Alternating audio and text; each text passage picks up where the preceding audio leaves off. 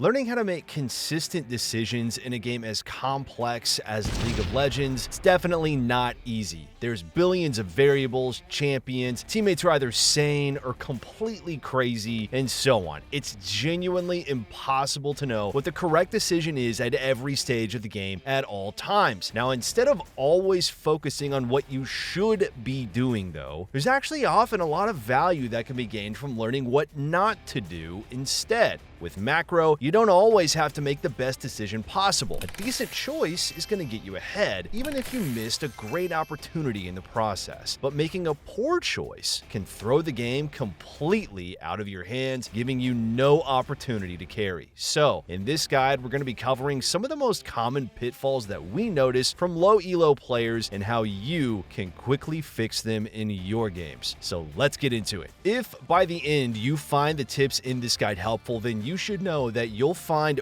way more information at our site over at SkillCapped. The concepts that we're going to be covering today are definitely super important, but you're going to be learning a lot more information to help you climb from our premier courses. We've got a dedicated macro course that you should definitely check out after this, where you're going to learn how to master decision making super easily. Not only that though, we've also got amazing courses specific to every single role in the game, so you're going to get a ton of value regardless of what you play. And that's on top of all of our other courses ranging from mechanics, CSing, jungle, clearing, and so on. If you're serious about improving, then use the special discount link below to sign up today. And the best part is there is zero risk to you. We're so confident in our service that if you don't improve while actively using SkillCapped, you're going to get your money back, and we don't ask any questions about it. And with that, let's get back into the most common macro mistakes that you need to avoid. When it comes to macro in a complex game like League, you often have to weigh multiple different choices at once. Do I push mid? Do I shadow my teammate bot? Do I base and spin gold?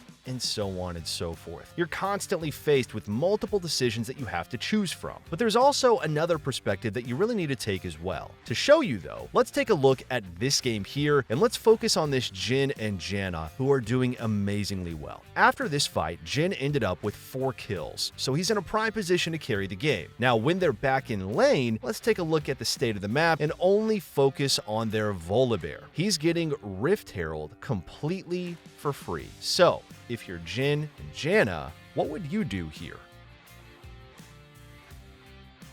Let's watch what happens first. They're playing very aggressively and are dominating the 2v2 with their lead. Unfortunately, the enemy Kayn comes in, and they, of course, both end up dying. We see this a whole lot when players get leads, where they feel like they have to do something, but there's actually often value in doing absolutely nothing with your lead. To explain why, though, let's go back to when Volibear is doing the Herald. To get better decision making here, a skill you want to develop is being able to quickly run through all the outcomes that could come from your play. So, in this case, let's say Jhin and Janna just sat back and chilled while Volibear did Herald. That's a free objective for the blue team, which is obviously a positive result. Now, on the other hand, let's say that they play aggressive as they did here. There's 2 outcomes. The first is what happened, where you get Herald, but both of them die. This is a negative result, as throwing away that big of a shutdown is definitely not good. On the other hand, though, let's say it works. They get Herald and they live and or get kills in the process. That would be a really positive result. This is a major recurring issue that we notice from lower elo players. They tunnel vision so much on this really positive result. However, high elo players are way more risk averse than they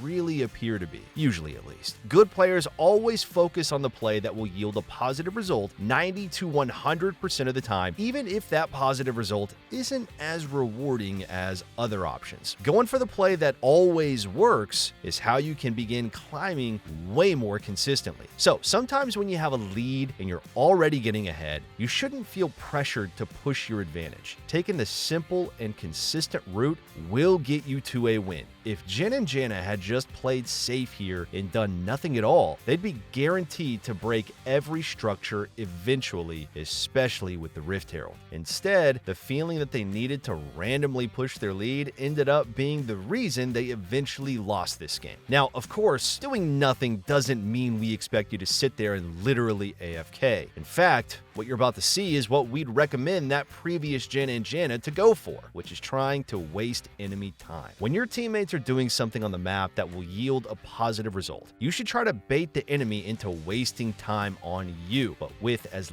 little risk as possible though. Let's take a look at what we mean. We have a similar situation going on here as before, where the blue team is winning and 3 members are pushing in mid while Elise is doing Dragon. Let's watch what happens. They keep aggressively pushing mid, and eventually they end up getting flanked by the enemy Jarvan. Ezreal E's into the Cataclysm, because why wouldn't he? And they all end up dying. Now, if we were to ask you at the end of that whole sequence that you just watched, who was at fault? Who do you think it was? Was it the Ezreal, the Senna, or the Seraphine? Believe it or not, it wasn't Ezreal's terrible mechanics that were the biggest issue here. It was both the Seraphine and the Senna. If we go back to the start, it's not a terrible plan to be mid here as 3 players. This bit of pressure can buy time while Elise secures Dragon and Ornn begins pushing out top lane. Baiting the enemy to come mid and wasting their time could be very beneficial, but if you're going to make a play like this one, you 100% need to be absolutely sure that you can't be engaged on. This requires simple positioning. You want a mobile champion in the front, or at least someone with flash or good disengage tools. Then everyone else should be behind, away from any danger. If their teammate in the front gets engaged on, then they can just help them get out. Take a look at how Senna and Seraphine were positioned here. They stood next to or even further up than Ezreal almost the entire time. They didn't understand their role in this position. So when Jarvan comes in to engage, the Senna, with no flash, is easily just locked down. And as a result here, Ezreal's forced to fight. Otherwise, he'd just be leaving his teammate to die, and that's why everyone ends up throwing their lead. Learning how to waste your opponent's time properly is one of the best tools you need to learn to utilize for carrying games. And the most effective version of it is actually something most players don't really appreciate enough: rage splitting. If you don't know what we mean here, rage splitting is what your teammate does when they go 0-10 and are feeding the whole game. They just sit in a side lane pushing waves and continue to die over and over and over. Now, what's funny though is while everyone hates having this type of teammate, it's actually one of the best comeback strategies in the entire game. League is a game with a lot of different approaches to it, and as a result, even the best players in the world often disagree with each other on what the best way to play the game is. You may have noticed this. You're going to get very different advice depending on your source, and the algorithm is going to feed you whatever you want. Now, despite on how much they can disagree though in any of this type of content, a vast majority of challenger players will generally agree that split pushing mindlessly can absolutely be very effective, at least in solo queue. Now, the reasoning here is pretty simple. Since you're worth little gold and less experience, your death doesn't mean as much. So if you die after pushing the wave to the enemy tower very aggressively, the enemy really can't accomplish much. Because you've denied them a wave to push towers, they're just forced to kill you and then slowly push the wave back out. Then, by the time you respawn, you can go collect the wave they've pushed into you. Rage splitting makes it so you keep your farm up while denying the enemy team from getting stuff done on the map. But the reason it's so effective and what we are trying to explain here is because of the mistake that players make when they're versus a rage splitter. Players tend to have a really bad mentality in this game that killing feeding champions isn't worth their effort. You see this really all the time in League. You're going to see comments like, "Bro, I'm useless. Why are you killing me?" This leads to the biggest mistake of all in any game that you play when playing against this strategy. Let's show what we mean here. This Dr. Mundo is 1-4 and having a really bad time. While he's top, he sees a dragon fight going on and he has TP while being fully HP. He can easily join the fight here, but he doesn't care in the slightest. He just keeps pushing top and hopes for the best. This is a classic case of rage split. Mundo had a bad time early. so he's going to side lane all game. Here's what the enemy top laner Aurora does in response. While Mundo split, she was at the dragon fight helping her team with the lead she had. Then, when she sees Mundo in bot lane later in the game, she decides to go mid to look for an engage with a numbers advantage. She manages to find an engage and kills Jhin.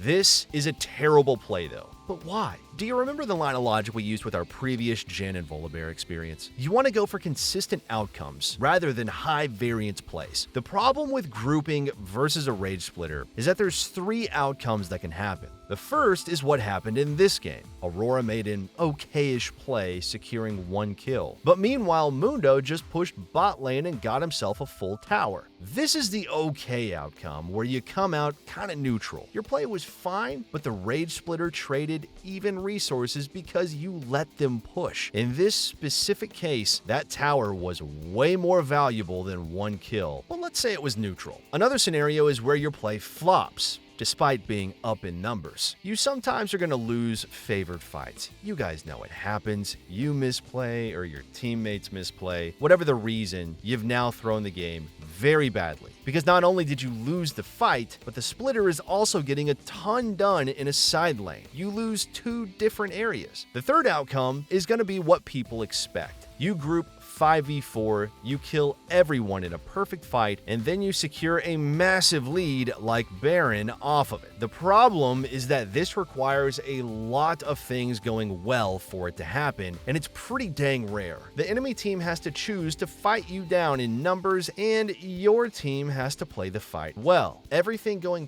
perfectly like that, it's not going to be super likely. So grouping while the Rage Splitter sides leads to either a neutralish outcome, a really bad outcome, or a great outcome, but only sometimes on the great outcome. This level of variance is not really going to help you climb. So unless you're contesting Dragon Soul or something super important, then you shouldn't group to counter Rage Splitters. The actual counter is really simple. You just stay in their lane and keep killing them, or at least preventing them from pushing the wave. This denies them from coming back into the game because you're not letting them push and farm. Also, you can just group right after you kill them. You're also guaranteed to get kills and CS, which accelerates you a bit. It's not a waste of time to kill someone who isn't worth a lot of gold. Maybe they're just not worth as much as you'd like, but it's a consistent result, which, as we've discussed, is how you climb. You can also pair that with an item like Dark Seal or Medjay if you're playing AP to really farm the feeder. Pushing waves is really beneficial, which is why Rage Splitting works so dang effectively. And as many of you already know now, the most important wave to keep pushed at all times is the one in mid. You hear it constantly. High elo players preach about mid priority to anyone who's going to listen, and the benefits of pushing in mid before an important objective are pretty dang extensive as well, which makes this next mistake that we're going to be talking about a simple but critical one that is very easy to make in the middle of a tense game. As Kai'Sa is trying to contest the mid lane wave to make sure the enemy team doesn't get a free push, her Ornn randomly engages a fight near the enemy Raptors. Kai'Sa rotates over, but Ornn sadly whiffs his ultimate. The fight goes pretty poorly, but at least only Ornn died, right? Not too bad. Oh wait, what was happening over here that whole time? Oh man. The game's completely fallen apart now. It wasn't just Ornn going down. The blue team loses everything after that misplayed fight. And sadly, it all comes down to this small but meaningful decision made by Kai'Sa at the start of everything. To react to Ornn's play, Kai'Sa left a little bit of the enemy wave still alive. These 3 nearly dead minions cause a massive chain of unfortunate events. Watch, those 3 minions are moving up, giving perfect information on what's happening mid. The vision minions give is a big part of why mid priority is so important. This gives Gwen complete confidence to walk this way. Not only that, but you all know towers can feel like paper in this day and age. Even with barely no minions there, Gwen is threatening to take the mid mid tower in just a few seconds. This made Zyra panic to try and defend, which got her killed. And due to that mistake, now Gwen had a natural flank on the rest of Kai'Sa's team, which is why everything fell apart. This is why mid priority is talked about so often. 3 nearly dead minions caused the game to fall apart instantly. And that's just one example though. Losing mid priority can lead to thousands of different ways you can be punished, especially with a healthier wave. The mistake is simple. It feels really bad, but if your opponents get the mid push first and they move to a fight before you should almost never ditch that wave to join the fight. Minion waves die so fast these days. As Kai'Sa, even if you see your Ornn engaging, you have to make the tough call. Take 2 extra seconds to finish that wave off. Yes, you're gonna sometimes be late to the fight, but it's worth it to save yourself from all the advantages that mid push gives your opponents. So at the end of the day, playing from behind isn't enjoyable, and it often forces you to make really tough decisions. And one of the toughest choices to make when playing from behind is knowing when to concede objectives. For this mistake, we're going to be focusing specifically on Dragon, as it has an extremely important mindset you need to learn in order to know when to properly fight for each one. Let's take a look at a specific game situation here. In this match, the blue team has about a 3,000 gold lead over the red team, but they're down a dragon. With the objective up on the map, both teams inevitably end up fighting for it, and the blue team unsurprisingly wins with their gold lead. Obviously, fighting down in gold is never good, but you have to take a fight eventually. Right? So when do you fight? Here's a simple mindset you need to learn. We cover in our courses and our guides that the individual dragons are pretty meaningless these days. The buffs they provide are almost never going to change anything, and it's almost laughable how irrelevant they really are. But the Dragon Soul is definitely a major power spike that nearly guarantees that you're going to win the game. This means that if you're playing from behind, you shouldn't mind giving up 2 or even 3 dragons before you fight your opponent. And here's why. On average, a team is going to earn about 10,000 gold every 5 minutes of the game, which is, of course, how often dragons spawn. So, to put it in this game's terms, 5 minutes from now, the blue team will have around 40,000 gold, and the red team will have around 37,000 gold. Skipping ahead in the actual game here, this is pretty dang close to being true. Again, these are averages. What you need to understand is that the relative value of your opponent's gold lead is going to drop as the game goes on. So at the start, their 3,000 gold lead gave them around an 11% lead, but each 10,000 gold that both teams earn, that value drops lower and lower and lower and lower. When playing from behind, you shouldn't contest early dragons. Instead, wait out as much as possible to make your opponent's lead relatively smaller before you inevitably do fight them. The reason we chose this specific game though is because of a common situation as well. One of the number one things you can do when behind is somehow sneaking or stealing an early dragon. That's because you're going to get an extra 5 minutes before you have to fight for Dragon Soul, giving you another 10,000 gold to help catch up. We're sure some of you are thinking here, what if the enemy team extends their lead before then though? Well, they might. They might also throw their lead as well. That's exactly what happened in this game that you're seeing now. The red team went from being behind 3,000 to only 2,000 gold. The actual gold lead shrunk. Your opponents, they won't always snowball properly. You should know that because your team never really does either, right? You never really know what's going to happen in a game of League. But generally waiting on things is usually going to be a good idea to give your team a higher fighting chance in the long run. Balancing which objectives you can test isn't always a simple decision to make. Objectives are important and game states are infinite in variations. As a player, it's difficult to always know what objectives you should contest and which are the most important. Is Dragon Soul better than Baron? Should you focus grubs over dragons early? It's a common question that we get where players often ask what objectives are important and which they should contest. But here's a different question. What do you think is the least important objective in the game? Is it the bot lane tier 2 tower? Is it Rift Herald? Obviously Scuttle Crab is the most important, but what's the least important objective to contest? What do you think?